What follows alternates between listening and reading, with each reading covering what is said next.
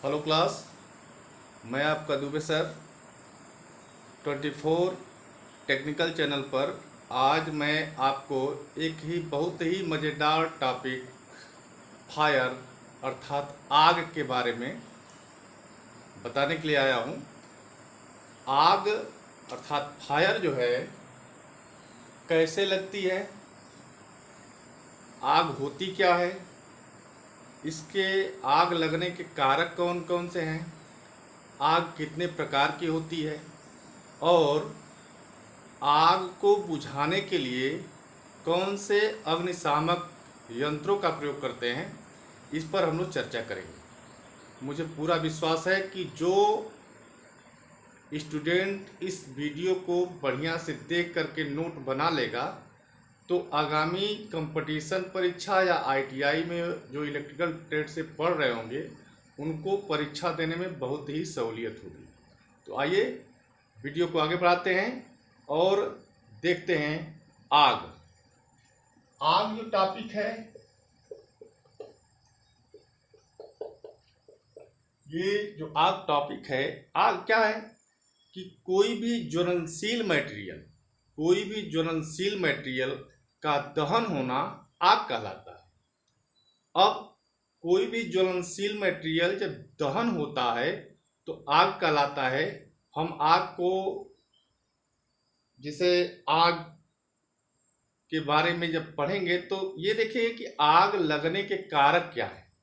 तो आग लगने के कारक क्या हैं, तो मुख्य रूप से ये देखा गया कि जो आग लगती है इसके मुख्य 3 कारक हैं। आग लगने के 3 कारक हैं। कौन कौन? नंबर 1 ईंधन।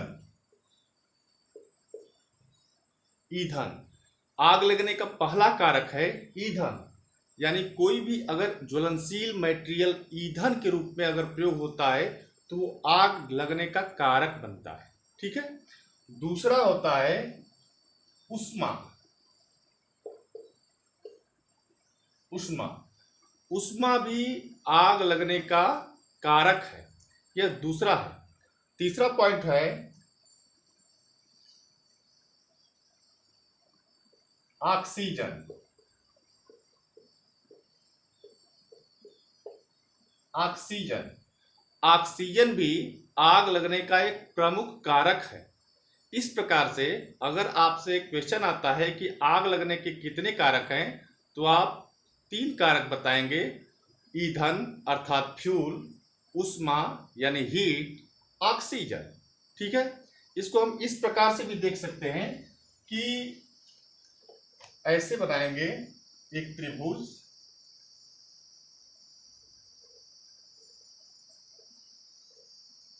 इसमें आग आग फायर 3 कारक, यानी जो 3 इसके हैंड हैं इसमें 3 कारक जैसे ईंधन, ऑक्सीजन और उष्मा। उष्मा ये 3 हैंड हैं। अगर तीनों इकट्ठा हो जाते हैं, तीनों एक जगह हो जाते हैं तो आग लग जाती है। यानी कि आप को ये दिमाग में बैठा लेंगे आप लोग कि आग लगने के 3 कारक हैं, ईंधन, उष्मा और ऑक्सीजन। ये तीनों कारक जब एक इकट्ठा हो जाएंगे तो आग लग जाती है। तो अब ये देखना होता है कि ठीक है भाई, आग तो लग गई, लेकिन आग लग गई तो आग को कैसे बुझाएं। आग को बुझाने के लिए जिस युक्ति का प्रयोग करते हैं वो अग्निशामक कहलाता है। अग्नि को शमन करने वाला जो है वो अग्निशामक कहलाता है। तो अग्निशामक जो युक्तियां हैं वो क्या करती हैं कि आग को बुझाने के लिए इन तीनों कारकों में से कोई एक कारक को अगर हटा दे तो आग बुझ जाती है। तो जो अग्निशामक यंत्र बनाए जाते हैं इन्हीं कारकों को ध्यान में रख करके बनाए जाते हैं कि वो इनमें से किसी एक कारक को हटा दे, या आप भी जैसे कोई एक कारक को अगर हटा दे अपने स्तर से तब भी आग पर काबू पाया जा सकता है, बुझाया जा सकता है। ठीक है। तो इस तरह से हम देखते हैं कि जो आग है वो उसके लगने के 3 कारक हैं और उन तीनों कारकों में से एक कारक को हटाते हैं तो आग लग जाती है। सबसे पहली बात कि अब आग को बुझाने के लिए जो तीनों कारकों का में से एक कारक को हटा देते हैं। अब बात होती है कि ठीक है भाई, आग लगती है तो आग तो कई जगह लगती है। तो ये देखा गया कि जो तीन कारक हैं, ये तीनों कारक जो हैं, इनमें से जो आग के प्रकार हैं, ये किस पे कौन से कारक को प्रयोग में ला करके हटाया जाएगा। तो इसमें ये देखा गया कि आग की एक श्रेणी बनाई गई, यानी कि आग कितने प्रकार से लगती है, किस किस प्रकार की होती है, ये देखा गया। तो ये देखने पर पता चला कि जो आग है मुख्य रूप से जो है 4 प्रकार या 4 वर्ग में आग को रखा गया। तो सबसे पहला जो वर्ग है ए वर्ग, यानी ए वर्ग अग्नि।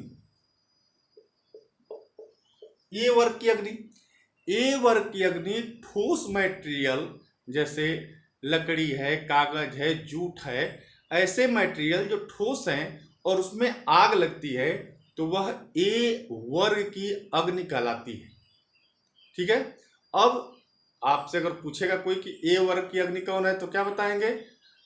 ए वर्ग की अग्नि वह अग्नि होती है जो ठोस मटेरियल में जैसे लकड़ी है, जूट है, कागज है, ऐसे मटेरियल्स में अगर आग लगती है तो वो ए वर्ग की अग्नि कहलाती है। अब ए वर्ग की अग्नि को कैसे बुझाएंगे? तो अग्निशामक की बात आ जाती है। ए वर्ग की अग्नि को अगर बुझाना है तो जैसे ठोस लकड़ी है तो उसमें से हम क्या करते हैं, 3 कारक में से हम एक कारक को हटाने की युक्ति लगाते हैं तो वो अग्निशामक बन जाता है। तो उसमें से हम ऊष्मा को अगर कम करने के लिए क्या करते हैं, जल की बौछार, जल का प्रयोग करते हैं तो ए वर्ग की अग्नि को बुझाया जा सकता है। तो इसलिए ए वर्ग की अग्नि को बुझाने के लिए अग्निशामक के रूप में हम किसका प्रयोग करते हैं, जल की बौछार का। तो इस तरह से ए वर्ग की अग्नि को बुझाया जा सकता है। ठीक है। दूसरा है बी वर्ग की अग्नि। ठीक है। बी वर्ग की अग्नि क्या है? बी वर्ग की जो अग्नि है लिक्विड यानी द्रव जैसे मिट्टी का तेल, पेट्रोल, डीजल, इस प्रकार के लिक्विड में लगी आग को हम बी वर्ग की अग्नि कहते हैं। बी वर्ग की अग्नि जो है यह लिक्विड में लगती है और बी वर्ग की अग्नि थोड़ा सा देखेंगे कि बी वर्ग की अग्नि जब लिक्विड है तो इसको बुझाने के लिए जल की बौछार का हम प्रयोग नहीं करेंगे। ठीक है। जल की बौछार करेंगे, पेट्रोल में डाल देंगे जल तो वो तो गड़बड़ हो जाएगा। इसलिए बी वर्ग की अग्नि को बुझाने के लिए हम विशेष प्रकार के अग्निशामकों का प्रयोग करते हैं। अब बी वर्ग की अग्नि को बुझाने के लिए हम प्रयोग करते हैं CO2। कौन सा मटेरियल प्रयोग करते हैं? CO2 का प्रयोग करते हैं अग्निशामक के रूप में। अब दूसरा होता है कि झाग टाइप जो अग्निशामक होते हैं उसका भी प्रयोग हम बी टाइप अग्नि को बुझाने के लिए करते हैं। ठीक है। तो आप पूरा, हमको विश्वास है कि आपको क्लियर हो गया होगा कि जो बी वर्ग की अग्नि है उसके अंतर्गत लिक्विड जैसे पेट्रोल, डीजल, मिट्टी का तेल यानी लिक्विड ज्वलनशील मटेरियल्स जो होते हैं वो बी, उसमें जब आग लगती है तो वो आग क्या कहलाती है, बी वर्ग की अग्नि। ठीक है। अब बी वर्ग की अग्नि को बुझाने के लिए CO2 या झाग टाइप मटेरियल्स यानी अग्निशामकों का प्रयोग किया जाता है। तीसरा जो है सी वर्ग की अग्नि, सी वर्ग की अग्नि। अब सी वर्ग की अग्नि, पहला हो गया ठोस, दूसरा हो गया द्रव और तीसरा जो है गैस। यानी गैस क्या, जैसे CNG हो गया, ठीक है, CNG, LPG, ऐसे जगहों पर जहां इस प्रकार की गैसें हैं, ज्वलनशील गैसें हैं, यहां पर अगर कोई अग्नि लगती है तो वह किस प्रकार की अग्नि होती है, सी वर्ग की अग्नि। ये जो सी वर्ग की अग्नि है ये बहुत ही ज्वलन करने का मतलब डेंजर किस्म की होती है, इसको बुझाना बड़ा मुश्किल होता है। जहाँ पे सी वर्ग की अग्नि है उसके लिए यह बोला जाता है कि आप जो अग्निशामक जो विशेषज्ञ हैं उनका सहयोग लेना चाहिए। सबसे पहले ये बोला जाता है कि सी वर्ग की अग्नि यानी जो गैसीय आग है, ज्वलनशील गैसों में जो आग लगती है उसको बुझाने के लिए हमको सबसे पहले विशेषज्ञ जो अग्निशामक होते हैं, अग्नि विशेषज्ञ जो बुझाने वाले होते हैं, उनसे हमको जो है संपर्क करना चाहिए। उसके बाद गैस का जो गैस लाइन है उसको सबसे पहले कट करने की व्यवस्था करनी चाहिए। अगर इसके बाद अगर आपके पास कुछ प्रयास करने का समय है तो उस समय आप जो है शुष्क चूर्ण का प्रयोग करते हैं। किसका प्रयोग करते हैं? शुष्क चूर्ण का प्रयोग करते हैं।